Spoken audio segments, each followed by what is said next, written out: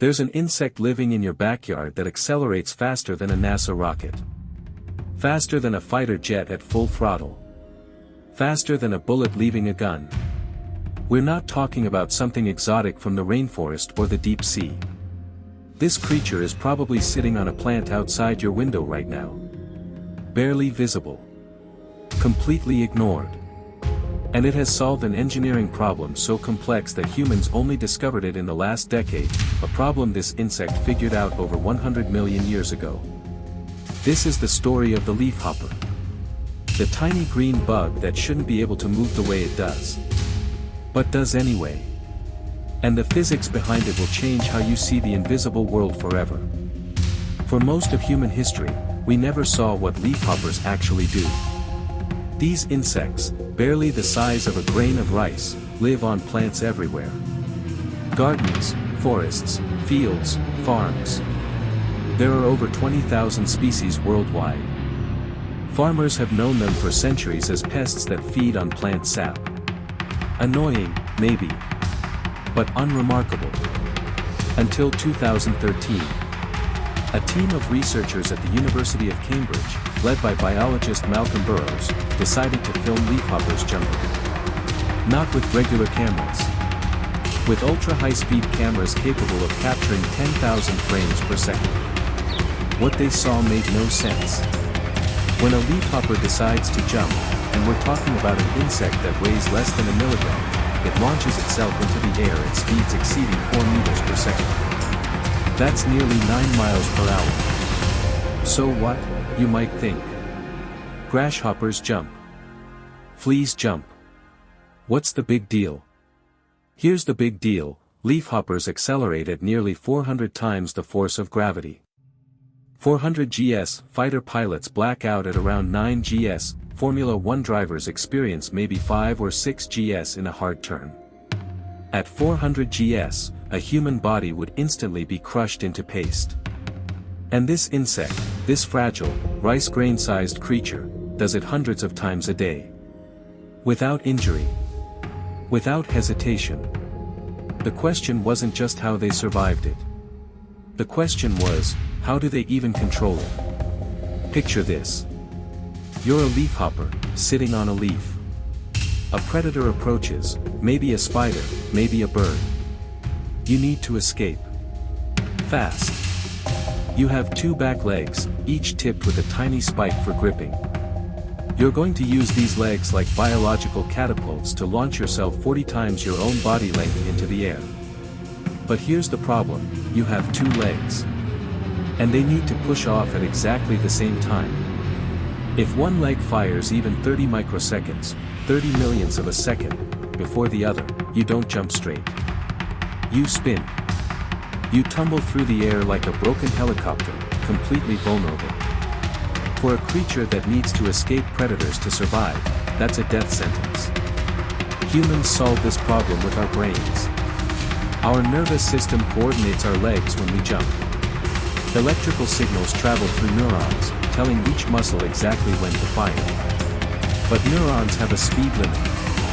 Electrical signals in insect nervous systems travel at about 1 to 10 meters per second.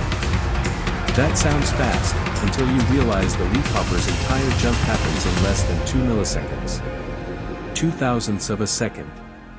There's physically not enough time for the insect's brain to send a signal to one leg, confirm it fired, and then tell the other leg to fire. So how does it synchronize its legs? The answer, the jaw-dropping, beautiful answer, is that it doesn't use its brain at all. The leafhopper has gears. Actual, mechanical, interlocking gears. Built into its legs. Just like the gears in a watch or a car transmission, except made of chitin, the same material as its exoskeleton. When the researchers looked under an electron microscope, they could see them, strips of curved, tooth-like structures on each back leg that mesh together like a zipper. When the muscles contract, the gears lock together, physically preventing one leg from moving without the other. Perfect mechanical synchronization. No brain required. It's the only example of functional mechanical gears in any animal on Earth. Let's talk about why this is so insane. First, the physics of scale. When you're small, really small, the rules change. A mouse can fall from a building and walk away. A human would die. An ant could survive a fall from an airplane. This is because of something called the square-cube law. As objects get smaller, their volume decreases faster than their surface area. Which means smaller creatures have a much higher surface area to mass ratio. Air resistance affects them more. Gravity affects them less. So when a leafhopper accelerates at 400 gs, yes, the forces are tremendous, but they're distributed across a tiny, incredibly robust body structure. Every molecule of its exoskeleton is under stress, but the insect is so small that it can handle pressures that would obliterate anything human-sized. But the gears are the real miracle. Each gear strip is only about 400 micrometers long, less than half a millimeter. Each individual tooth is between 15 and 30 micrometers wide. We're talking about structures you can barely see with the naked eye, machined to micrometer precision by biological evolution. And here's what makes it even more incredible: these gears only exist in juvenile leafhoppers, called nymphs. When the insect goes through its final molt into adulthood, the gears disappear. Adult leafhoppers coordinate their jumps using friction patches instead, rough surfaces that grip each other. Why? Scientists think it's because gears can break. If one tooth snaps off, the whole mechanism fails.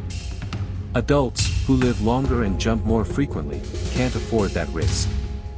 So evolution gave them a different solution.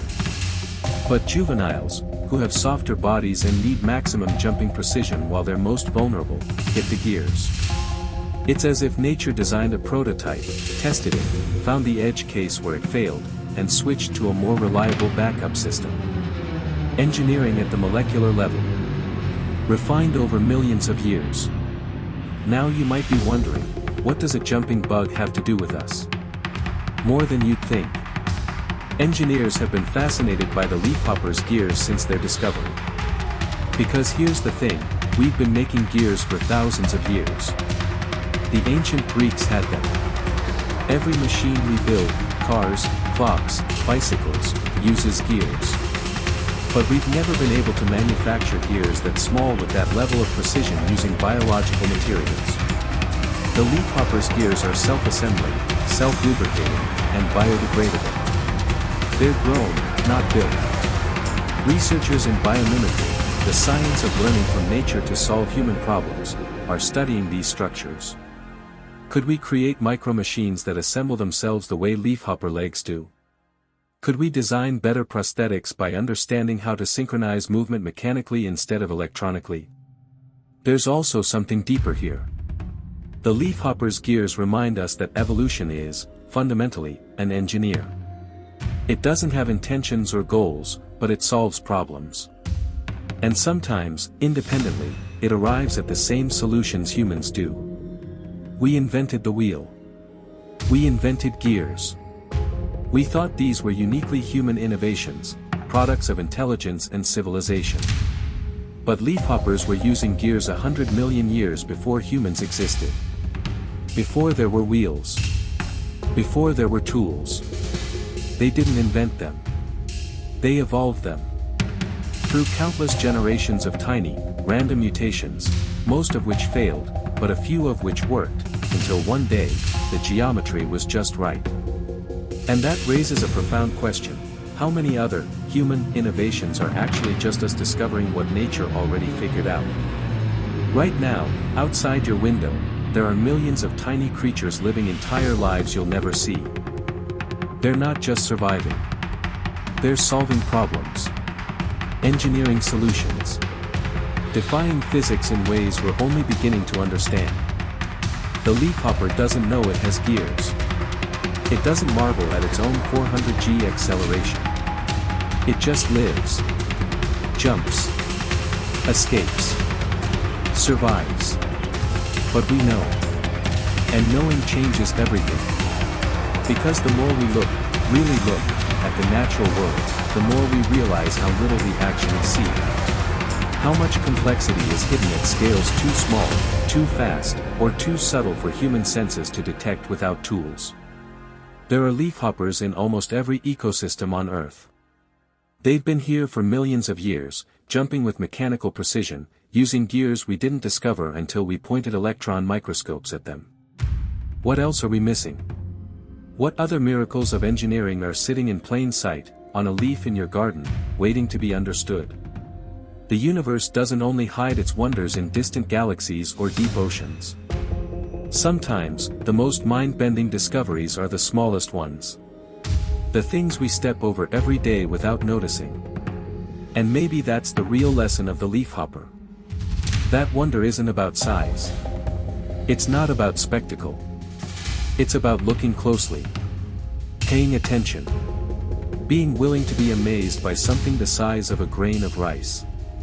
Because if a creature that small can solve a problem humans struggled with for millennia, if it can survive forces that would destroy us, using technology we're only now learning to appreciate, then what else is possible?